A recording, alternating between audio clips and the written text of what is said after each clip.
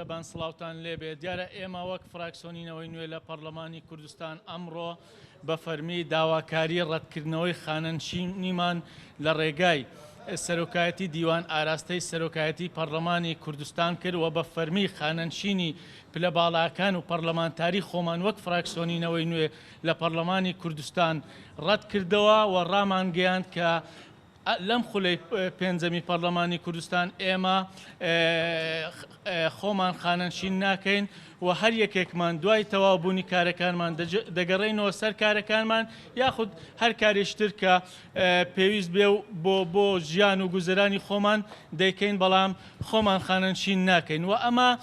درێژکراوەی ئەو وعد و ئەو بەڵێنە بوو کە بەر لە هەڵبژاردنەکان ئێمە وەک فراکسیۆنینەوەی نوێ بە دەنگدەرانمان بە جوڵانەوەکەمان بە هاوڵاتیانی کوردستاندا بوو کە پێمان وابوو خانەنشینی پلە باڵاکان خانەنشینی پەرلەمانتاران نائەدالەتێکی زۆرە ناهاوسەنجێکی زۆرە نابێ بمێنێ دەبێ ئەو بودجەیە بگەڕێتەوە بۆ سەر خەزێنەی حکوومەت لە جیاتی ئەوە خانەنشینی پلە نزمەکان یاخود ئەوانەی کەوا خانەنشینی مەدەنین و موچەکانیان زۆر کەمە بەرز بکرێتەوە وەک نیەت پاچی خۆمان وەک بە جێگەیاندنی وعدی خۆمان ئەمڕۆ ئەومان کرد بەداخەوە لە ئێستادا دەسەڵات لە هەرێمی کوردستان فێرە شتێکی تر بووە یاخود داهێنانیش تازەی کردووە لە گەندەڵی ئەوەیە کە پێی دەڵێ کاکە ئەمە دزیە ئەمە گەندەڵیە ئەمە نائەدالەتیە مەیکە با نەکرێت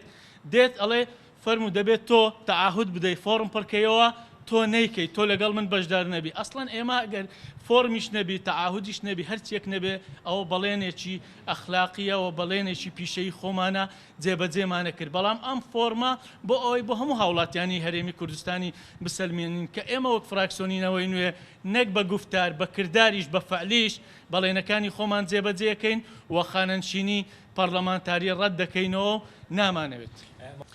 بەڵێ جارێ ئێمە ئەمڕۆ بە سەرۆکاتی دیوانیشمان ڕاگەیان ئەوەی ڕێو شوێنی قانونی ئێمە دەگرینە بەر ئەمڕۆ بەڕسمی داواکاریەکانی خۆمان پێشکەش کرد و لە داهاتوو هەر ڕێو شوێنێکی قانونی یاسایی پێویست بێ ئێمە دەیگرینە بەر بۆ ڕەتکردنەوەی خانەنشینی ینی ئەوە بڕیارێکی کۆتاییە و داومانە سەبارەت بە سەرۆکی فراکسیۆنی گۆڕان ئێمە بڕیاری خۆمان داوە نەوەڵامی سەرۆکی فراکسیۆنی گۆڕان و نەوەڵامی هیچ سەرۆکی فراکسیۆنێک نادەینەوە ئێمە خاوەنی قەزیەکی سیاسی گەورەین و ئێمە بەتەمای ئیشێکی سیاسی گەورەین وەک جوڵانەوەی نەوەی نوێ ڕووی ئێمە لە دەسەڵاتە لە پارتی و یەکێتیە پێمان وایە ئەو 28 ساڵەی ئەو هەموو نائەدالەتی و گەندەڵی و ستەمکاری و وێرانکاریە لە هەرێمی کوردستان کراوە پارتی و یەکێتی کردویانە و ڕووی ئێمە لەوانە ڕەخنەی ئێمە لەوانە و ئێمە ئەوان بەڕکابەری سیاسی خۆمان نەزانین نەکەی هێزێکتر.